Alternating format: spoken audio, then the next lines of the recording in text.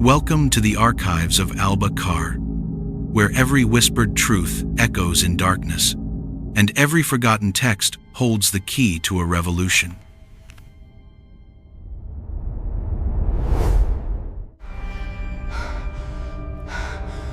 Imagine a life where the very concept of blue is a synonym for death.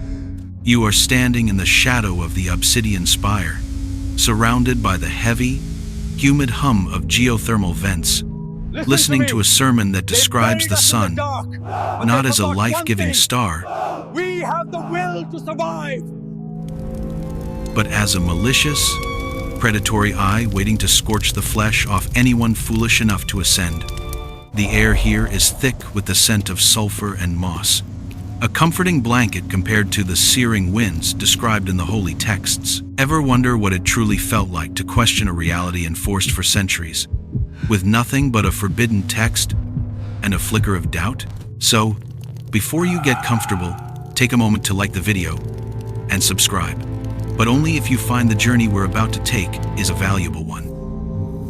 Tell me in the comments, where are you watching from, and what fictional world's lore leaves you speechless? Now, let's descend into the depths and deconstruct the truth of a world built on a lie. You begin this analysis not with the rebellion, but with the silence that preceded it. To understand why the truth was so explosive, you have to understand the weight of the lie pressing down on your shoulders. In Alba-Kar, the upper world is not merely a forbidden zone, it is the antagonist of existence itself. The matriarchy does not simply ban surface travel. They frame the surface as a toxic hellscape, a burning sky that consumed the ancestors and forced humanity into the womb of the earth for protection. This is the great lie of the burning sky. As you walk through the crowded markets of the lower districts, notice how this belief shapes the architecture of thought. It is a brilliant, terrifying piece of social engineering. By defining the surface as lethal, the matriarchy transforms the underground from a prison into a sanctuary. You aren't trapped, you are sheltered. The massive stone ceiling above your head isn't a lid keeping you down, it is a shield keeping the fire out. Propaganda might depict a perfect order, but the reality was far more insidious. It relied on a total inversion of natural law. You see murals carved into the canyon walls depicting the time before, showing stick figures writhing under a jagged, angry circle representing the sun. The lesson is visceral. Light hurts, darkness heals. The artificial, amber glow of the heartstone is the only safe illumination. To suggest that the sky might be breathable, or that the sun might be warm rather than incinerating, is not just heresy. It is seen as a form of suicidal madness. This dogma solves the primary problem of subterranean rule: curiosity. If you convince a population that opening the door means instant death, you don't need to lock it very tight. The fear does the work of 1,000 guards. You feel a quiet awe at the effectiveness of it, how a civilization can be entirely mobilized by the terror of a place they have never seen, united by a collective trauma that never actually happened. You hear the effectiveness of this fear conditioning most clearly, not in the solemn halls of the matriarchy, but in the echoing laughter of the moss gardens where the children play. Pause and listen to the rhythm of their games. They aren't singing about wolves or monsters in the closet. They are chanting rhymes about the golden death and the burning eye. Close your eyes, hold your breath. The golden eye brings burning death. Stay in shadow, deep and cold, or turn to ash as you grow old. It sends a chill down your spine because you realize this is where the chains are forged. Not in adulthood, but in infancy. The matriarchy understands that to control a population for 1,000 years, you must weaponize their imagination before they are old enough to ask questions. The sun is effectively the Alba-Kari boogeyman. By turning the celestial body into a monster, they ensure that any natural instinct to ascend is strangled by a primal, childish terror. Move from the playground to the temple, and you see how this childhood fear is calcified into adult dogma. You attend the Rite of the Shadowed Veil, a weekly ceremony where citizens offer thanks for the thick ceiling. Watch the High Priestess, her robes shimmering with bioluminescent weaves, as she holds up a piece of charred, blackened wood. She claims it is a relic from the surface, a branch that dared to touch the sky. The crowd recoils. It is a masterclass in theatrical manipulation. That piece of wood was likely burned in a kiln 3 levels down, yet to the congregation, it is undeniable proof of the toxicity waiting above. This psychological architecture is reinforced by the language itself. To be bright in Alba-Kar is not a compliment. It implies recklessness, a dangerous exposure. The gods are good. Aye, they are. To be dim or shadowed is to be safe, humble, and pious. Its social control rivals that of Orwell's 1984, yet it was achieved entirely without digital surveillance. There are no cameras watching your every move, because the matriarchy has placed the policeman inside your own head. You police yourself. You pull your children away from the upward sloping tunnels, not because a guard told you to, but because you genuinely believe you are saving them from incineration. The brilliance of this construct lies in its self-perpetuating nature. When a seismic tremor shakes the cavern, the matriarchs don't explain it as tectonic plate movement. They claim the upper world is knocking, trying to break in and consume the faithful. Fear spikes, and the people cling tighter to the system that imprisons them. You stand in the back of the chanting crowd, witnessing a perfect closed loop of logic. The more they fear the outside, the more they worship the cage. But the mind is a fickle thing, and belief alone is never enough for a regime obsessed with total control. Where the psychological conditioning ends, the physical architecture of Alba-Kar begins, creating a tangible manifestation of the great lie. Walk with me now up the spiral way, leaving the bustling markets behind, ascending toward the upper strata, where the air grows stagnant and the humidity drops. You eventually reach the physical limit of your world, the gate of the silent stone. It is a masterpiece of intimidation. The sheer scale of the basalt doors, reinforced with iron bands as thick as a human torso, is designed to make you feel small. You stand before them and feel a crushing sense of finality. These aren't just doors. They are the lid of the coffin. But look closer, with the eye of an engineer rather than a pilgrim. The matriarchy claims these gates are hermetically sealed to keep out the toxic winds and searing heat of the surface. Yet, if you examine the hinges, they are built to withstand force from the inside, not the outside. The design betrays its true purpose.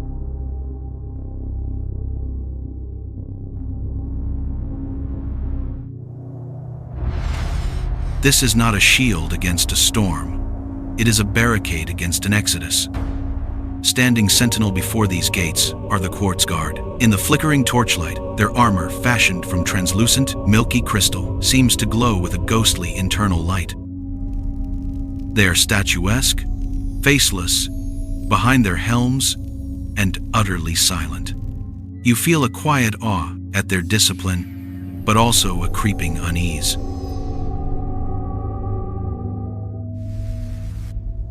Why do you need elite warriors to guard a door that supposedly leads to instant death? If the burning sky were truly as lethal as the nursery rhymes claim, nature itself would be the ultimate warden. No one needs a guard to stop them from walking into a volcano.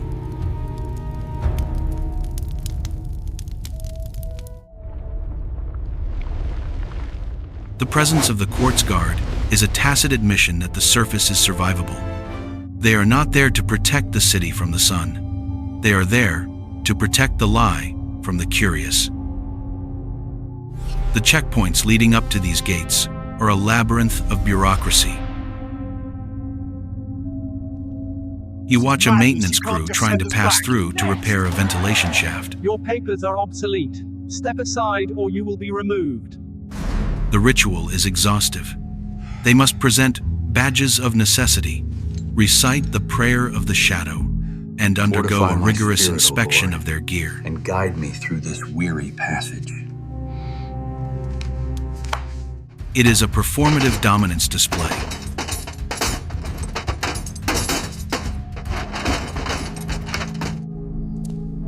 The matriarchy creates a bottleneck here, a physical choke point where the state's power is undeniable. Every time a citizen sees these gates, the message is reinforced. Here lies the boundary of life. Beyond this, there is only ash.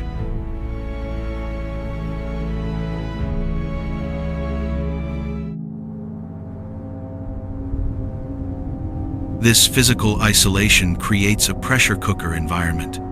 By capping the world, the matriarchy ensures that all energy, all ambition, and all conflict are directed inward, recycling back into the service of the state.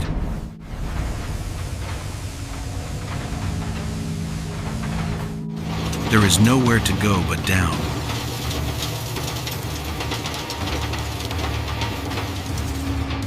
Nowhere to look but at each other.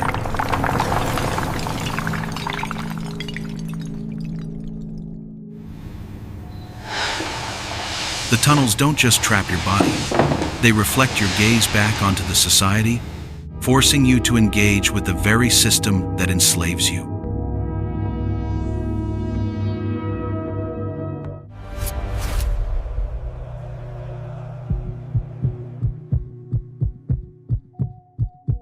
However, the greatest enemy of any lie is not a sword or a speech.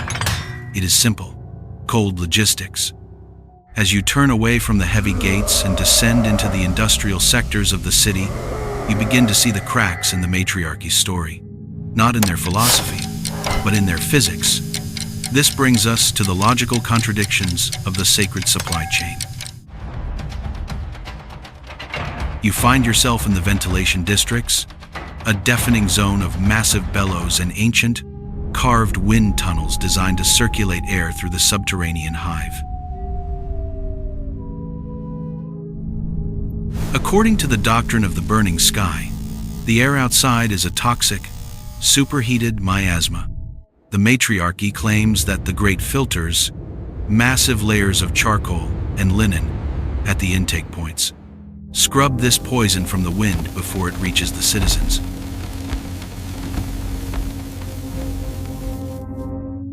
But stand here for a moment. Close your eyes and feel the draft leaking from a cracked seal on a primary intake pipe. The air hitting your face is not the cooled-down remnant of a furnace. It is crisp. It carries a chill that defies the laws of thermodynamics. If the surface were truly a landscape of fire and ash, the rocks surrounding these intake tunnels would be radiating heat. The air would be dry, stripped of moisture. Instead, on certain days, the draft smells distinctively of damp earth, of ozone,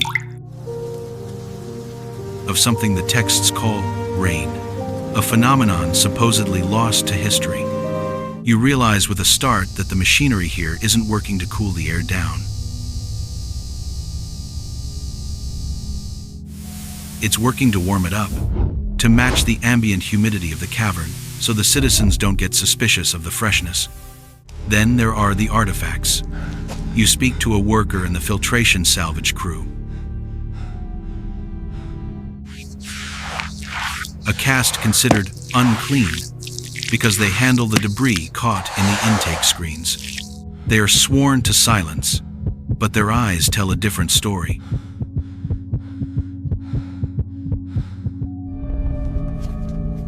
One of them shows you a contraband object found wedged in a high-altitude grate. It isn't a charred cinder or a piece of volcanic glass. It is a feather. Hold it in your hand. It is vibrant, azure, impossibly light, and structurally perfect. If the air outside were toxic enough to melt skin, this protein structure would have disintegrated. If the sky were burning, this feather would be ash. Its existence is a physical impossibility, within the framework of the matriarchy's reality. It is a glitch in the simulation.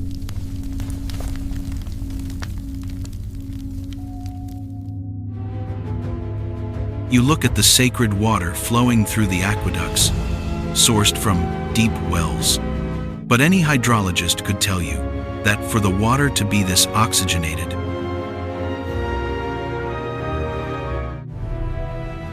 it must have recently been on the surface, tumbling over rocks, exposed to the sky. It hasn't been underground for 1,000 years. It was likely rain just a week ago.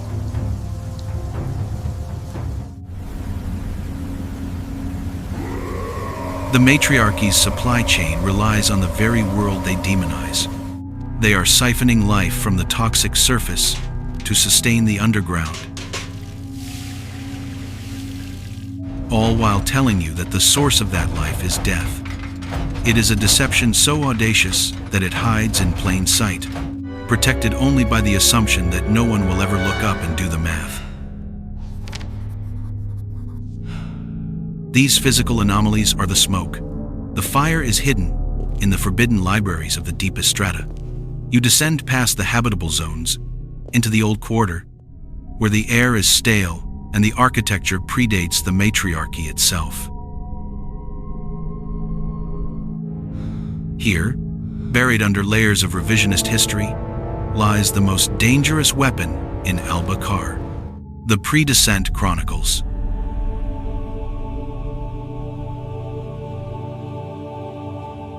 You have managed to secure access to a condemned text, a fragment of a journal recovered by a rebel excavator during an unauthorized dig.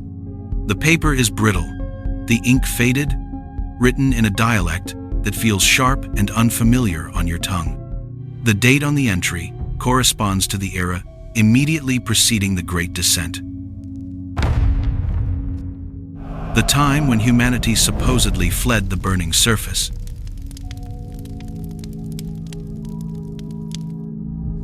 Read the words. They do not describe panic. They do not describe a sky turning to fire. The harvest was bountiful this year. The greens are vibrant,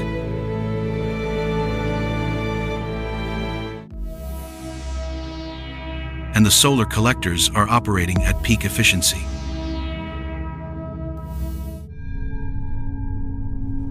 We have finally perfected the crystalline shielding for the subterranean expansion project. Pause. Let that sink in.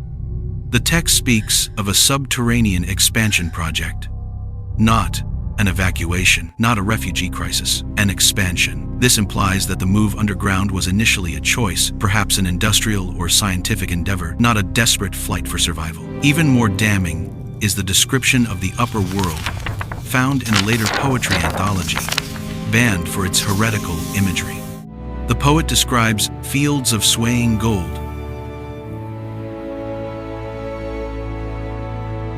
and water that mirrors the vast, endless blue. This isn't the hellscape of the matriarchy's sermons. This is paradise. The text refers to the surface as the Garden of the High Sunday, a place of abundance. You start to piece together a new narrative. The texts suggest that the original toxicity mentioned in ancient logs wasn't atmospheric. It was perhaps political, or a temporary environmental fluctuation that the ruling class seized upon. They didn't save the population from a disaster. They locked the door during a fire drill and told everyone the building had burned down. The feeling washing over you is a potent mix of betrayal and vertigo. You realize the entire history of your people has been edited. The matriarchy didn't just hide the future, they stole the past. They erased the memory of the blue sky so effectively that the very description of it now sounds like madness. You are reading the testimony of ghosts who are screaming from the pages, begging you to understand that the cage was built by men, not by nature. This is the aha moment, the turning of the key. The toxicity is a metaphor they made literal. The danger of the surface was never the heat. It was the freedom. Armed with these contradictions, the fresh air, the azure feather, the ancient journals, you must now confront the final defense of the matriarchy's lie. The biological argument, the doctrine of the burning sky, isn't just about the environment. It's about you. The priests tell you that you are physically incompatible with the light, that your skin is too pale, your eyes too sensitive.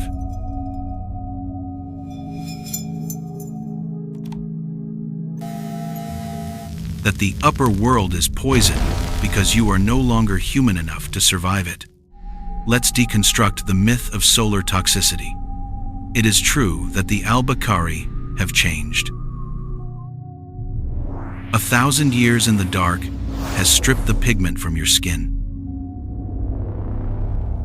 and widened your pupils to capture the faintest bioluminescence.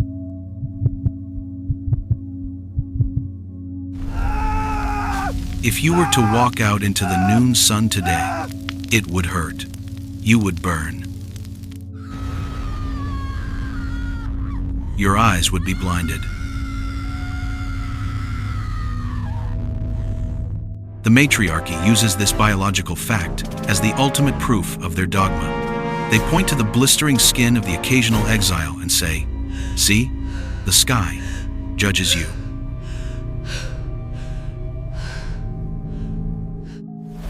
But this is a masterful conflation of cause and effect. You aren't trapped underground because you are sensitive to light. You are sensitive to light because you are trapped underground. It is an evolutionary adaptation, not a divine curse. The poison is merely a lack of acclimatization. Think about the implications of this. The matriarchy has engineered a biological dependency on their rule. By keeping the population in the dark, literally, they have physically altered the genome of the citizenry to make freedom painful. It is the ultimate form of control, making the prison cell the only environment where the prisoner's body can function. However, medical texts hidden in the archives suggest that this sensitivity is reversible. There are notes on exposure therapy, on gradual introduction to UV spectrums, on the re-emergence of melanin. The toxicity is temporary. The pain of the light is the pain of healing, not dying. This realization strips the matriarchy of their benevolent mask.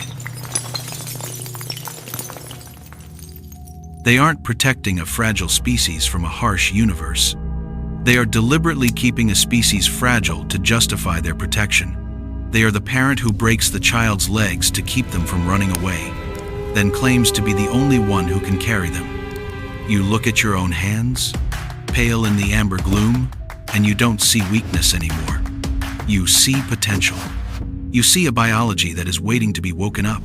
The burning sensation they warned you about isn't death.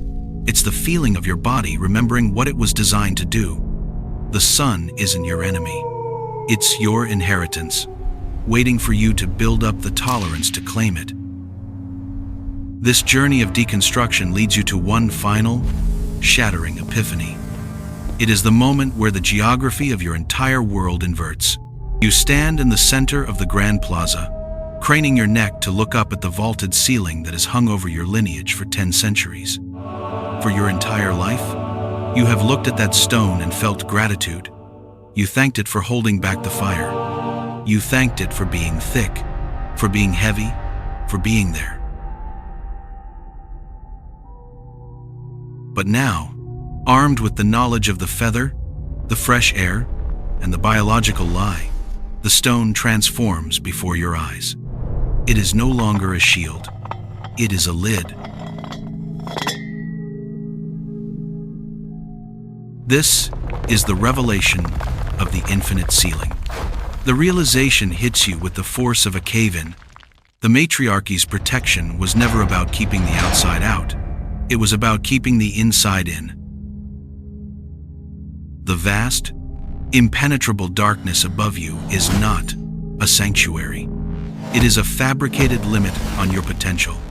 The burning sky was a story invented to stop you from realizing that the ceiling has a door, and that the door is unlocked. The psychological impact of this is explosive.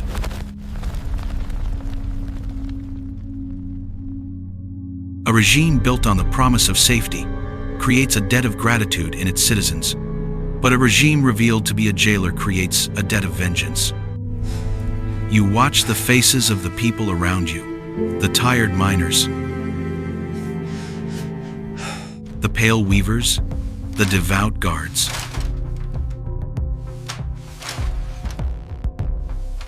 You wonder what would happen if they knew. What happens when a population realizes that their savior is actually their captor?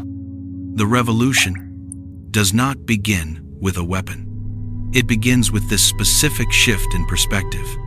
It begins when the fear of the golden death is replaced by the hunger for the endless blue. You realize that the matriarchy's greatest fear was never the sun destroying the city. Their greatest fear was the city discovering the sun. Because once you know that there is a world above where the air is sweet and the horizon is infinite, the cramped, humid tunnels of Alba-Kar stop feeling like home and start feeling like a coffin. And so, the rebellion is born. It is not an act of chaos, but an act of reclamation. It is the inevitable biological imperative of a species realizing it has been buried alive. You look at the quartz guard, and their glowing armor no longer looks divine. It looks fragile. They are guarding a secret that is already out.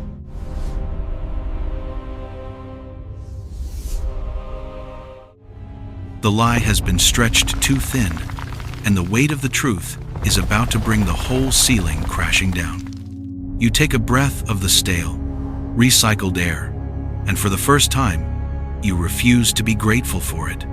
You look up, past the stone, past the dark, and you make a silent vow. We are going up. We have traveled from the deepest geothermal vents to the sealed gates of the surface, deconstructing a millennium of propaganda layer by layer.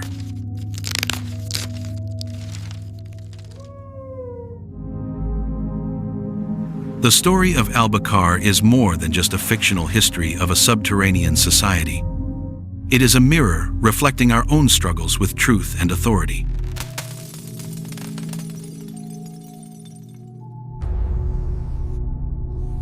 It reminds us that reality is often defined by those who control the narrative, and that the most powerful prisons are the ones we build inside our own minds out of fear. But it also reminds us of something far more hopeful: the resilience of the human spirit. No matter how deep the hole, or how dark the night, there is an instinct within us that seeks the light. The matriarchy could hide the sky, but they couldn't crush the curiosity that leads us to find it. Thank you for joining me in the archives today.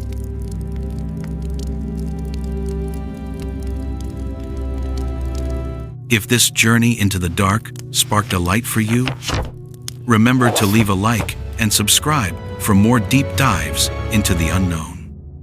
Until next time, keep questioning the ceiling above you